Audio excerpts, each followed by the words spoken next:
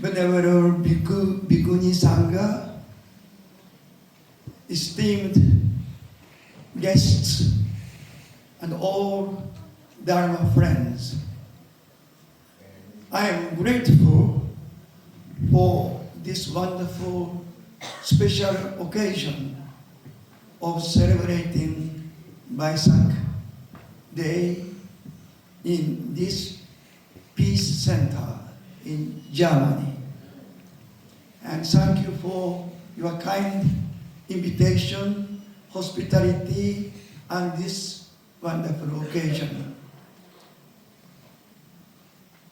I have been in Germany when I was young, about close of the late 20s, I'm still 20s, and early 30s, I came to Germany. So I spent young times about 15, 20 years in Europe. In those days, here Europe was a peak of Cold War, the symbol of division of the world, ideological, political, philosophical, opposing idea, world views, view of history, view of society, opposing duality. And this concept of division, view of divisions, brought into the whole Europe in the brink of the nuclear war. And today also the situation same. But when I was young, spent young times in Europe, it was the highest peak of the Cold War. It was called mutual assured destruction. Means once nuclear missile fired in Europe, immediately it will escalate to mutually destroy both sides, and nobody can survive. Nobody wins the war. Everybody a loser. Not only the win or lose, we finish ourselves. Existence of life, existence of civilization, all our biological history, spiritual history that humanity created on this earth are coming to the end. That was the situation. Yes, it was a dreadful situation. And Germany was a very front. As you know, there was no one Germany. This was a West Germany and East Germany. And Berlin was divided, surrounded by the wall. In those days, I spent and practiced in Europe. And in the peak of the Cold War, I entered Poland and walked on foot from Warsaw to the Berlin Wall. Brandenburg Gate is a symbol of division and a symbol of the Cold War in those days. And Poland was the state emergency. Nobody can make any political action. In those days, there's a very famous hero today, Walesa, leading the solidarity movement, trade union movement. And it was banned. And Walesa was in house arrest. Nobody can make any action, public action. And I alone went to Warsaw, Buddhist monk, and Japanese foreigners. Officially, nobody allowed to do any action there under the communist rule. There, I walk from Warsaw towards Berlin Wall without any permission. There is nobody I know It is my first entering to Poland. There was no Buddhists, but I visited Warsaw University. I asked the Japanese department. There was one kind Polish student who studied Japanese. I asked the student, help me, just write one message in Polish language. Please write like this in Polish language. I said, I am a Buddhist monk from Japan. I am praying and walking to the Berlin Wall to pray that Europe one day will be free from division and Europe may become a one Europe and there will be no more the nuclear war. Please help me. This was a message that the Japanese students in Polish Warsaw University helped me to translate in a piece of paper. This is only one paper I could show everywhere on the way. It took almost 20 days, in fact, walking from Warsaw, entering to Germany, and go to Berlin Wall. You know, I don't have any money. I only have a piece of paper, which I don't know what was written in Polish, but this is what was the message. I start to walk. You know, I didn't sleep anywhere on the street. I go to the church with drum, show the paper. The priests invited me to their church and give me the one room and food. One day I went to the village. There were the kids. I showed the paper to the kids. Kid took me to his home and showed the paper. Then the ordinary family in the village give me the room and give me the food, give me the beautiful white warm bed. In this way, every day I walk and I never be hunger. I never have a problem of sleeping place. And when every place I slept, I had one night, one dinner, one breakfast. Everybody give me some little bit of money. It's a Polish money. I don't know how to use it. And all this work, I never spend any one penny, no money. But every place I stayed in the house, some money they are offering. So in the end, I came to the Berlin Wall without any problem. You know, I have this much of Polish money because I didn't need to spend any money. But every place I stay are offering something. You need something to eat, something to drink. This was already the sacred sign. Ordinary people in Poland want to have peace. Nobody wants the war. You know, in this way I came to Berlin Wall and prayed. It was 1983.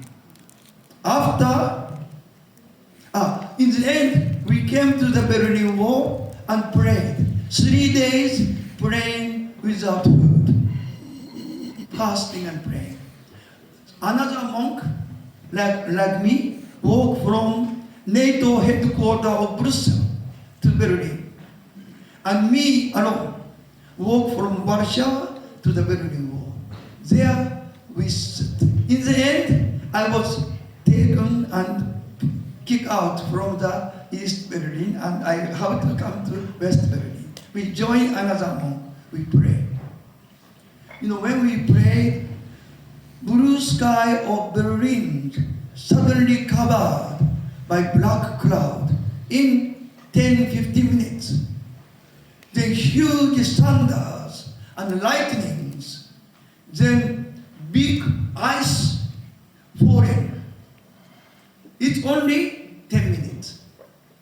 Then again, all black clouds disappear. Then sunshine returned.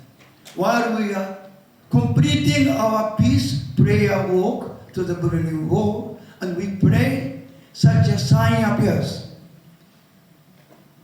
It was 1983, and it was the day after the Easter. 100 days later, Jesus Christ is returned to heaven. It's called the Ascension Day. This is the last conclusion of our peace march. And we saw some sign our prayer may be heard by the Sacred Spirit. After 1989, so almost 5-6 years later, this Berlin Wall fall down and the division of Europe disappeared.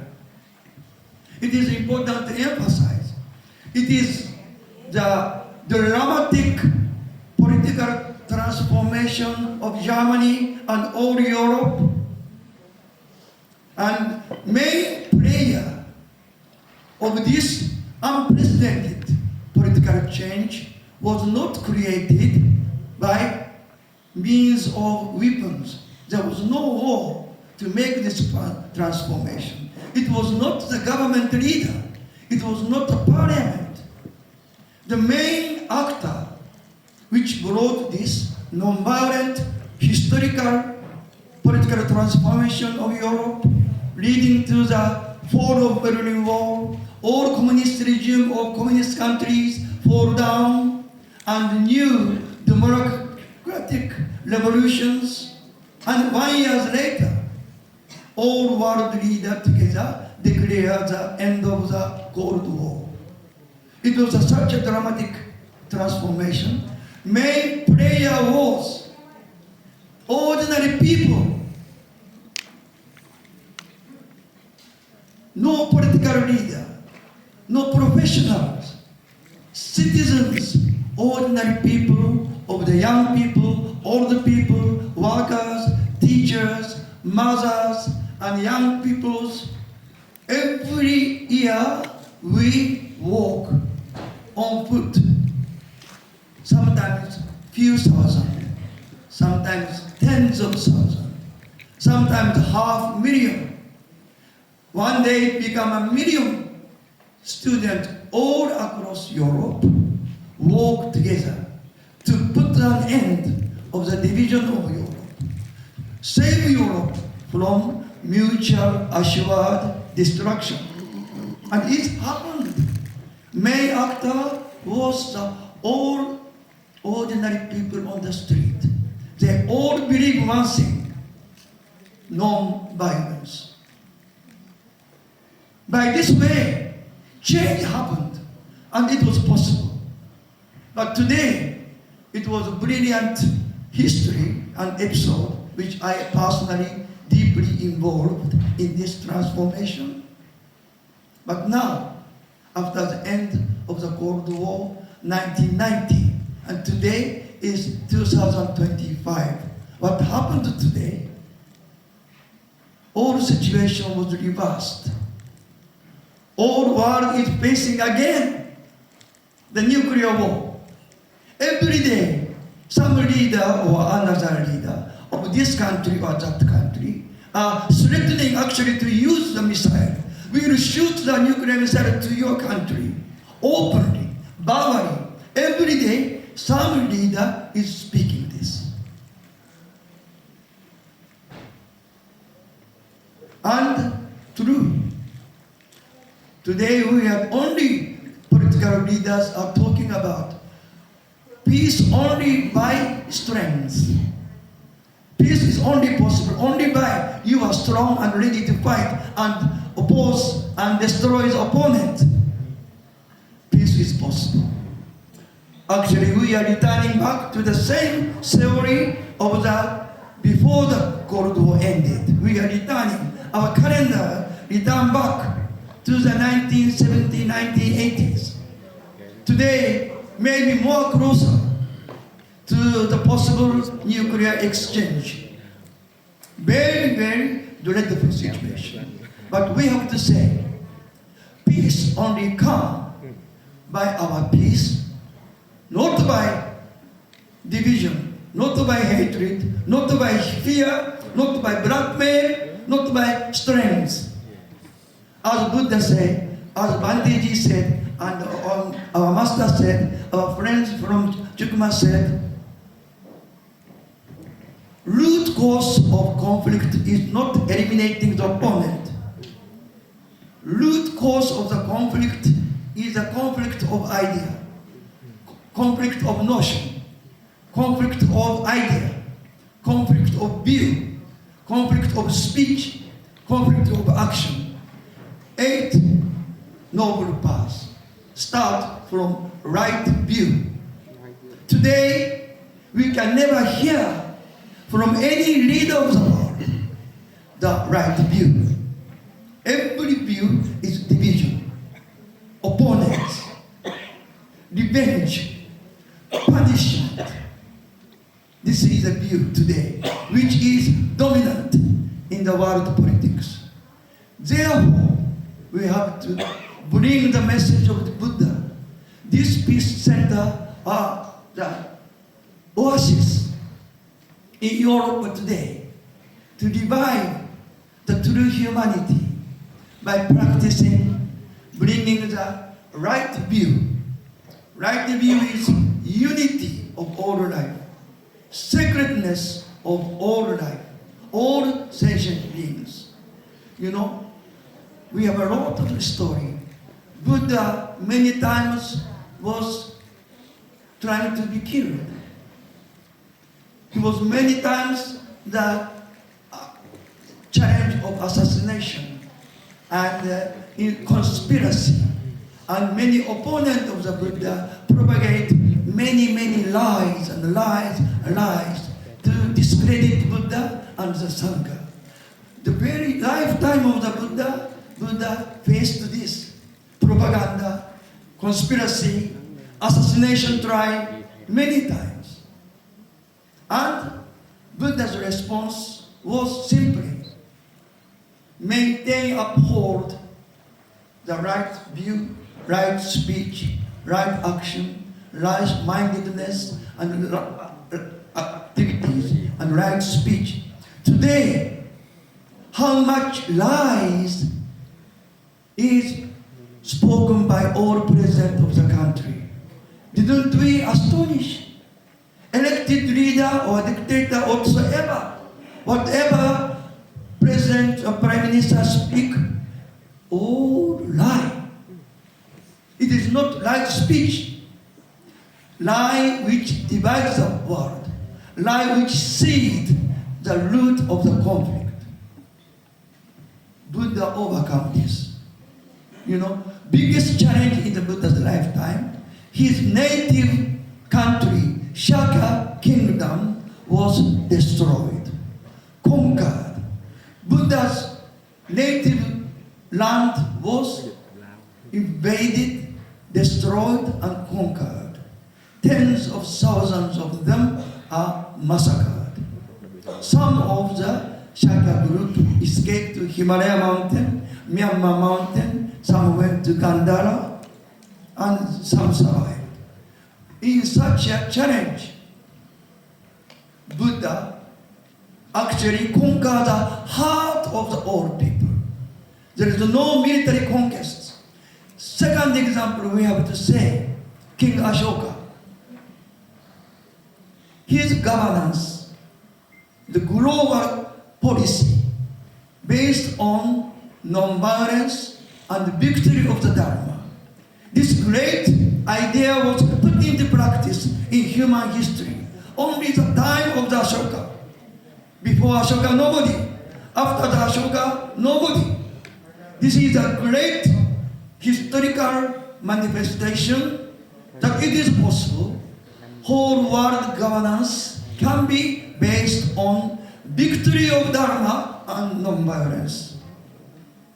But Ashoka to come to this, he needs to change his heart and mind. He was a best fighter. He was a conqueror. He annihilated the Kalinga kingdom by the cruelest, brutal war of conquest.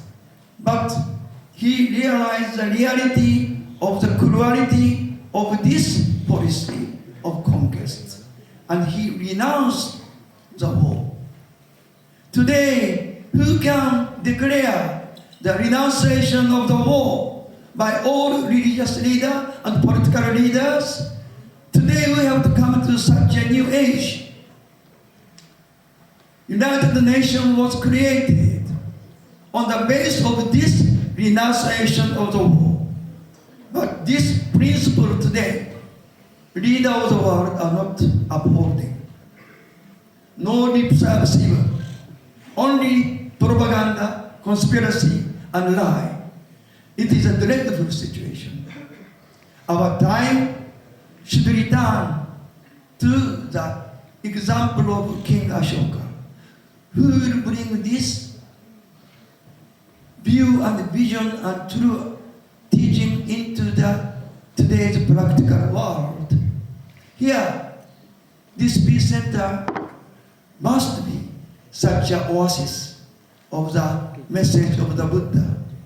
I spent many years in Europe, and now I am living with our monks in Russia and Ukraine. Already I experiencing the war in Chechnya, war in Gulf War, and Pakistan, India's conflict times. I was walking from Pakistan to India. The Takshira's Ashoka Stupa, the Sanchi's Ashoka Stupa, we walk. The time the Pakistan and India on the brink of the military conflict. Today again, we are facing the second danger with. And today, Russia and Ukraine are head to head into the endless war. When this war can end, nobody knows. New vision is necessary. Purification of mind and idea is necessary. No human beings never ever to be the arch rival forever. Someday we have to come back to the true brotherhood, true solidarity, true humanity. Vietnam, in modern time, your country suffered one of the cruelest modern warfare for many years. And Vietnam, from this war, today recovered, restored, rebuilt, and you don't have any enemy. Isn't it a great important model for the world? You know, today, Ukraine, in 3 years of war, the soldiers killed, both total soldiers killed in Russia and Ukraine, total, is much greater than this cruel war in Vietnam time. Vietnam was so cruel, and both American soldiers and Vietnam fighters were lots killed, and ordinary citizens, many are killed. But today, we check the statistics. Total victims of the 3 years of war in Ukraine is much bigger than the war in Vietnam. How terrible. You know, Soviet Union collapsed because of the Afghanistan war. How many soldiers died in Afghanistan? Today, the Russian soldiers only who have died in Ukraine is 10 times bigger than the Afghanistan and the Soviet soldier died. Soviet Union collapsed because of this endless war in Afghanistan is the biggest reason.